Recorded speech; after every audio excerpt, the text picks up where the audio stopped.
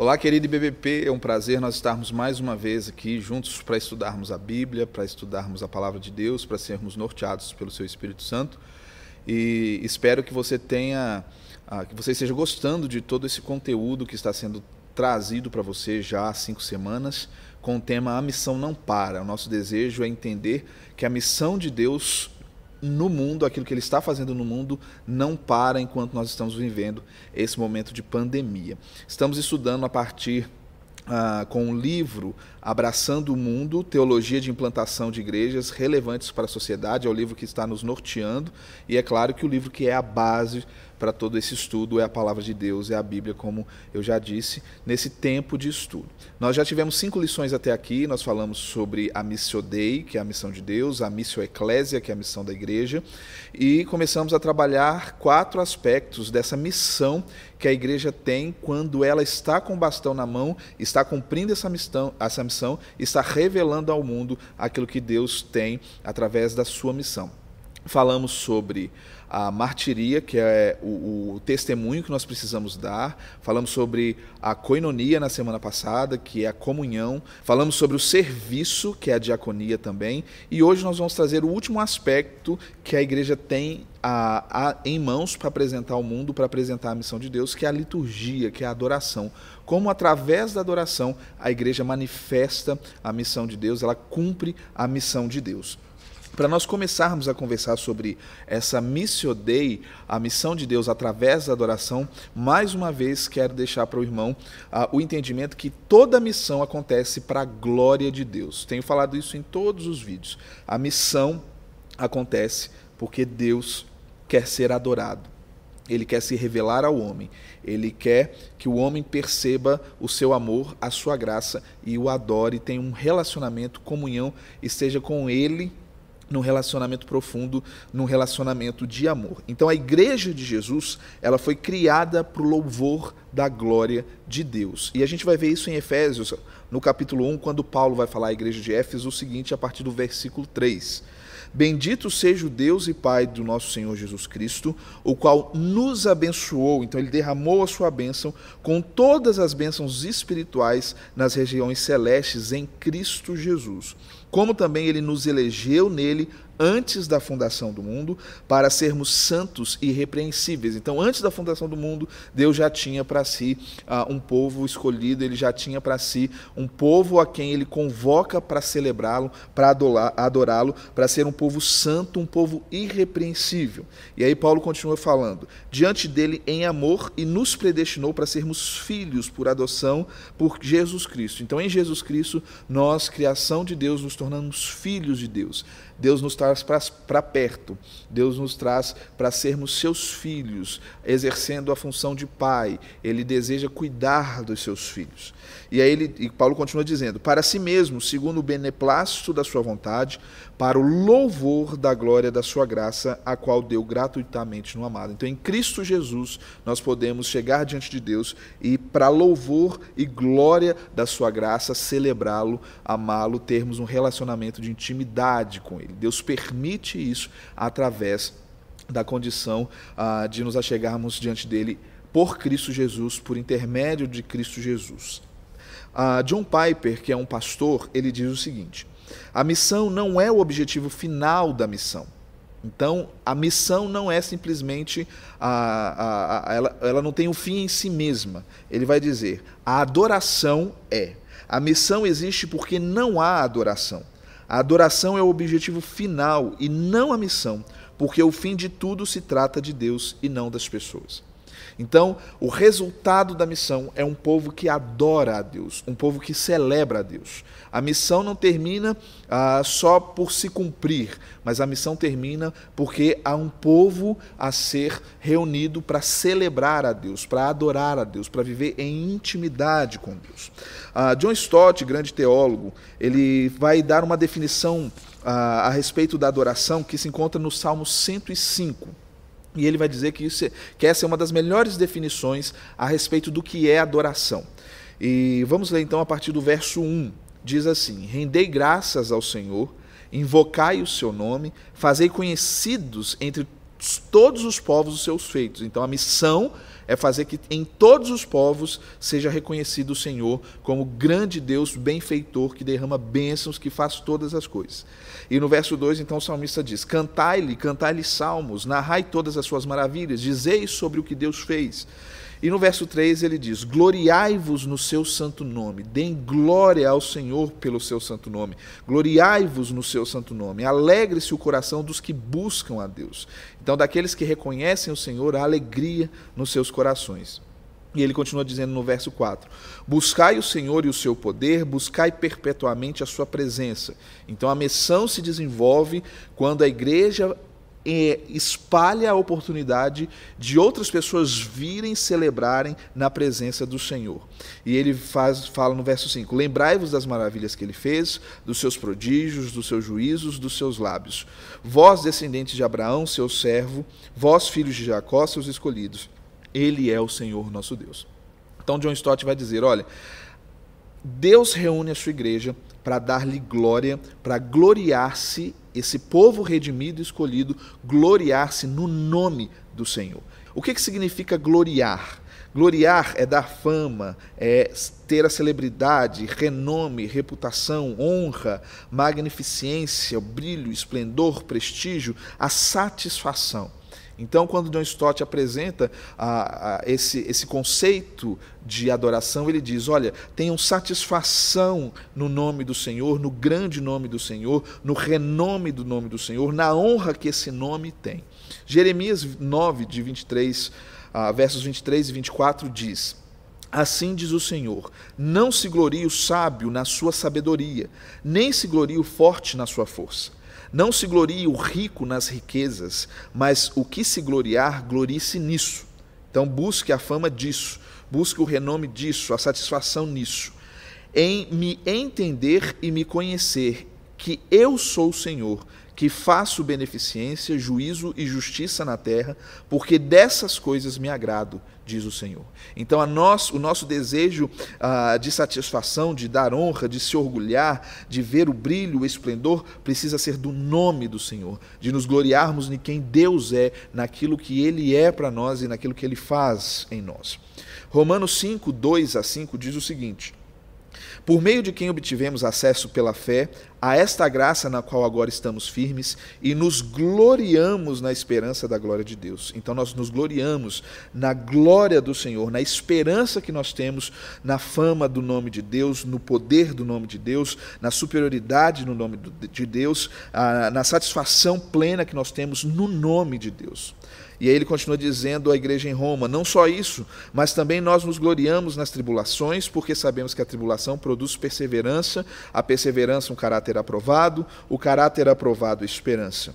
E a esperança não nos decepciona, porque Deus derramou o seu amor em nossos corações por meio do Espírito Santo que Ele nos concedeu. Por isso a nossa glória está no nome do Senhor e naquilo que Ele faz em nós e naquilo que Ele produz em nós, como na sua disciplina e no seu ensino, através dos momentos de dificuldade e de desafio que Ele permite na nossa vida.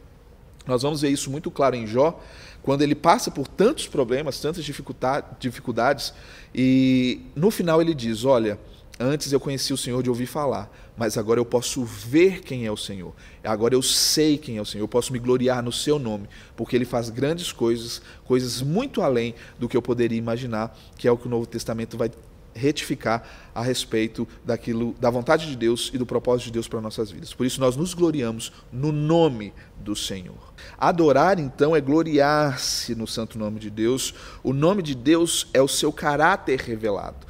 Quando nós entendemos quem Deus é, através do seu nome, da manifestação da sua graça, da manifestação do poder de Deus, através da criação e das coisas que Ele faz, nós entendemos quem Ele é e nós nos submetemos à sua vontade, nós nos debruçamos, nos derramamos, nós nos ajoelhamos diante dEle e diante desse lampejo da santidade de Deus, porque a gente ainda não consegue entender plenamente quem Deus é, e nós veremos Deus face a face, mas ainda a gente vê como num espectro, é o que Paulo fala. Quando nós o virmos plenamente, nós vamos entender realmente quem Deus é. Em Apocalipse, no capítulo 5, a partir do verso 9, nós vamos ver como esse nome de Deus, a fama de Deus, a glória de Deus, estabelece uma relação de profundo desejo de se entregar a Ele, de se ajoelhar e reconhecer quem Ele é. Então diz que entoavam um novo cântico dizendo: digno és de tomar o livro, de abrir-lhe os selos, porque foste morto e com teu sangue compraste para Deus todos os que procedem de toda tribo, língua, povo e nação. Então quer dizer, a missão do Senhor sendo ali encerrada, o sangue derramado, as pessoas ali declarando de toda tribo, língua, povo e nação que só Ele é digno de abrir o livro, só Jesus Cristo é digno de abrir o livro. E ele continua no verso 10, a narrativa de João em Apocalipse. E para o nosso Deus o constituíste reino e sacerdotes, e eles reinarão sobre a terra. Verso 11. Vi e ouvi uma voz de muitos anjos ao redor do trono, dos seres viventes e dos anciãos, cujo número era de milhões, de milhares e milhares, e proclamavam em grande voz: digno é o Cordeiro que foi morto de receber poder, fama, riqueza, sabedoria, força, honra, glória e louvor. Então, digno é o Senhor, digno é o Deus que, celebrado em Cristo Jesus, recebe toda a fama, toda a adoração, toda a glória, toda a honra. E aí o verso 13 diz: então ouvi que toda criatura que há no céu, e sobre a terra, e debaixo da terra, e sobre o mar, e tudo que neles há, estão dizendo: aquele que está sentado no trono e ao Cordeiro, seja o louvor, a honra, a glória, o domínio pelos séculos dos séculos. E os 4 seres viventes respondiam: amém, e também os anciãos prostravam-se e o adoravam. Então a fama de Deus, o domínio do Senhor, o seu nome, e o próprio nome de Deus já declara a sua glória, atrai a adoração de todo ser vivente, de toda a sua criação, para que todos se derramem na sua presença e declarem: grande é o Senhor, santo, santo, santo é o Senhor. Muito bem. Por ser Deus quem Ele é, justo, nós nos prostramos diante dEle, nós o adoramos. Uma das palavras que define a adoração, tanto no Antigo Testamento quanto no Novo Testamento, significa render-se, se ajoelhar, se prostrar, em submissão, em reconhecimento da superioridade de quem Deus é. E nós vemos então isso acontecer por todo aquele que recebe a Cristo como Senhor, que o reconhece como Senhor da sua vida, e toda a sua criação que o celebra, que o adora. John Piper ainda vai continuar trabalhando esse tema missional e a adoração, dizendo algumas coisas muito relevantes para o nosso entendimento da missão da igreja a partir da adoração, como também um aspecto de demonstrar ao mundo a missão de Deus. Ele vai dizer que missões é unir-se a Deus na sua paixão em amar as nações. Então Deus ama a sua criação, Ele quer trazer os seus filhos para perto, e aí ele diz então que missões é se unir a Deus nesse processo, nesse propósito, oferecendo-se a eles para a transbordante alegria do seu louvor. Então nós temos nas mãos a oportunidade de oferecer àqueles que precisam entender que são chamados para viver diante de Deus, para adorá-lo. E essa missão é uma missão que Deus tem grande zelo, Ele é apaixonado no sentido de intensidade para realizar essa missão. Ele vai dizer também que Deus é enfaticamente comprometido com a fama do seu nome, com a glória de seu nome. E Ele quer ser adorado por todos os povos do mundo. E não por uma egomania, não porque Ele é egocêntrico, mas porque Ele quer revelar o seu amor a todos aqueles que se aproximam dEle em humildade.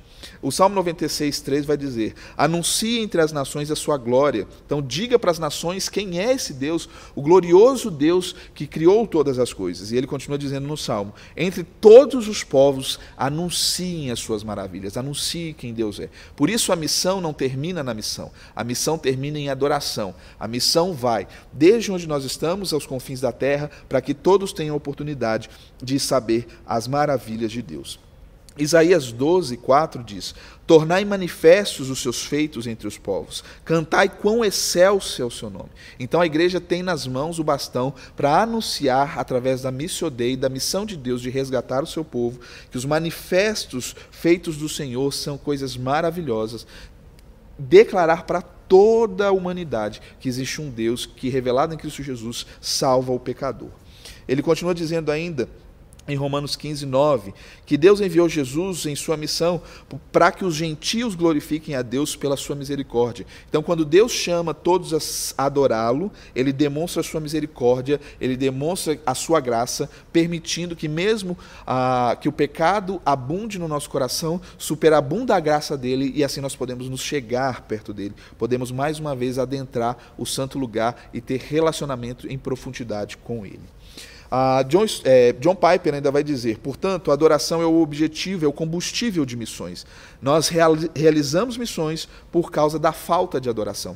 Enquanto toda a terra não adorar o Senhor, nós temos como igreja a missão de enviar pessoas, de orar por pessoas, de sermos enviados em missão para que toda língua, povo e nação se ajoelhe diante do Senhor. Ele diz: porque já experimentamos a alegria de adorar a Jesus e queremos então que todas as famílias da terra se ajuntem a nós nesse processo onde Deus é adorado, onde Deus é celebrado. Ele também vai dizer que a busca da adoração das nações é alimentada pela alegria da nossa própria adoração.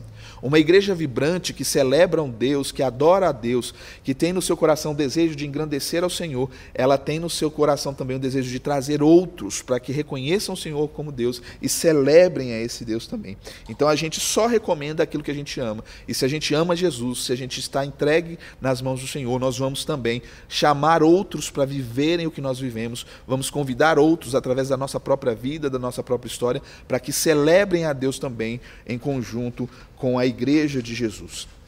E ele diz: as pessoas devem ser informadas sobre Jesus, porque não há salvação nem adoração onde o evangelho do Filho crucificado e ressuscitado de Deus não é ouvido e acreditado. Só há adoração através daqueles que se rendem a Cristo Jesus. Por isso é preciso anunciar o Evangelho. Por isso é preciso sermos missionais e anunciarmos a Cristo por todo lugar.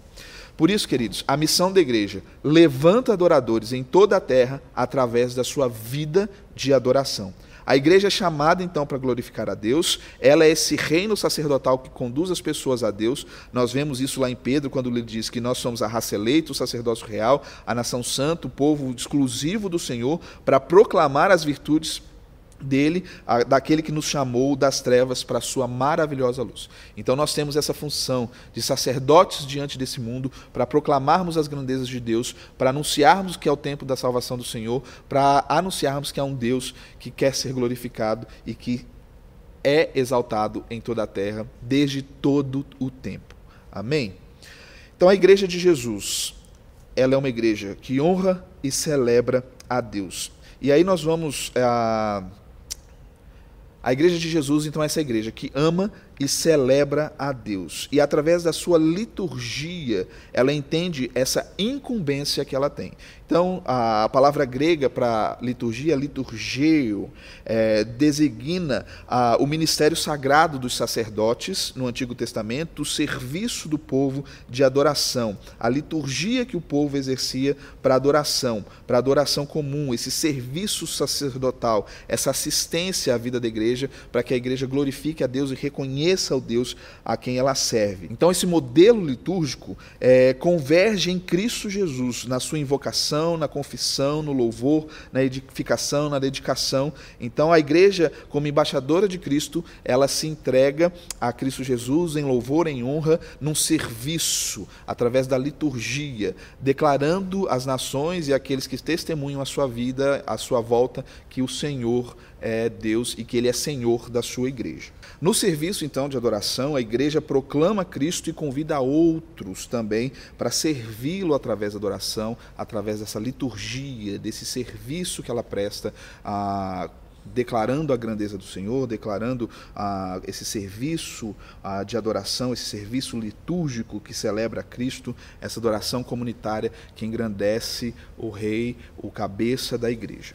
Em Romanos 15, 16, Paulo vai se descrever como um ministro missionário dessa liturgia, desse serviço de adoração. Um próximo tópico para nós entendermos como a missão da igreja se desenrola através dessa liturgia, dessa adoração, desse serviço da igreja sacerdotal que celebra a Jesus, é entender que o culto é em nome de Deus. O culto é a celebração do povo de Deus. O culto é a igreja se convertendo ao Senhor, a igreja declarando-se ao Senhor, a igreja celebrando o seu Deus. A adoração é a expressão da natureza humana, inclui o coração, mas o coração sem entendimento não satisfará o espírito humano. Por isso Paulo vai dizer que durante esse culto precisa haver entendimento do que está acontecendo, entendimento desse processo. A igreja precisa estar realmente entendida, tendo consciência do que ela está fazendo, do que ela está realizando na celebração a Deus, no momento onde ela junta, declara que ela existe para a glória de Deus, que ela existe para honrar a Deus diante desse mundo, fazendo isso com palavras que são entendíveis ao mundo, para que o mundo também possa deixar-se dessa escuridão e vir para a luz, vir para também celebrar a Deus em comunidade juntamente com a igreja. Então, o culto é a celebração do Deus da missão. O culto é a celebração da igreja ao Deus que está em missão e que deixou essa missão com o seu povo. A igreja que deseja honrar a Deus diante do mundo precisa fazer isso com palavras que atraia o mundo, que mostre ao mundo que ela está então ali testemunhando a respeito de Deus. Se o objetivo for multiplicar a honra de Deus no mundo, a igreja precisa buscar e encontrar formas para que essa liturgia aconteça, para que a cultura onde ela está estabelecida reconheça Deus como Senhor. E aí o autor do livro vai dar vários exemplos, que não adianta a gente estar, por exemplo, num lugar que fala português e nós cantarmos, pregarmos, tivermos um culto em inglês, onde as pessoas ao nosso redor não vão entender o que está acontecendo, porque o culto é uma proclamação da adoração a Deus, é uma proclamação da igreja, da comunidade, que ela tem um Senhor, que ela tem um Deus e que ela honra esse Deus com a sua vida e com as suas palavras. Então a incumbência da igreja, essa liturgia da igreja, ela se desenrola nesse mover, nesse mostrar-se ao mundo através de momentos de culto, de celebração a Deus entendíveis ao mundo. Então ela celebra de forma verbal, cultuando ao Senhor de forma entendível, mas também demanda dos seus discípulos uma vida que brilhe como luz, uma vida que seja sal, para que todos possam perceber aquilo que Deus é.